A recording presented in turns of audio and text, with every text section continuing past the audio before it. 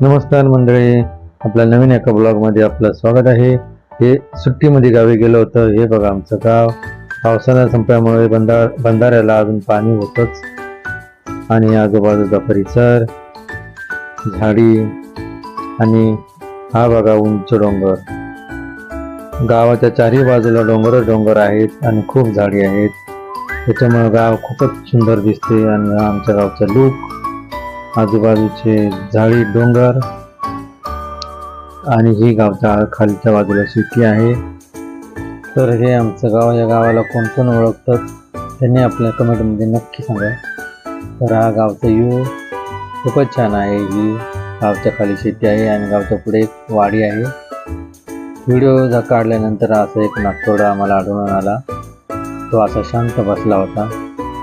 Video आवडला असल्यास like करा, चॅनलला सबस्क्राईब करा। नमस्कार मंडळी, आपल्या नवीन एका ब्लॉगमध्ये आपलं स्वागत आहे। हे सुट्टीमध्ये गावी गेलो होतो। हे बघा आमचं गाव पावसाळा संपल्यामुळे बंधाऱ्याला अजून पाणी होतच आणि आजूबाजूचा परिसर झाडी आणि हा बघा उंच डोंगर।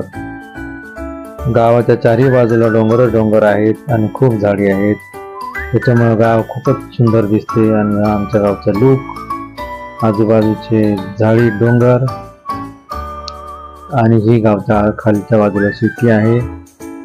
तर हे आमचं गाव, या गावाला कोण कोण ओळखतात त्यांनी आपल्या कमेंटमध्ये नक्की सांगा। तर हा गावचा व्ह्यू खूपच छान आहे। ही गावच्या खाली शेती आहे आणि गावच्या पुढे एक वाडी आहे। व्हिडिओ काढल्यानंतर असं एक नागतोडा आम्हाला आढळून आला, तो असा शांत बसला होता। व्हिडिओ आवडला असल्यास लाईक करा, चॅनलला सबस्क्राईब करा।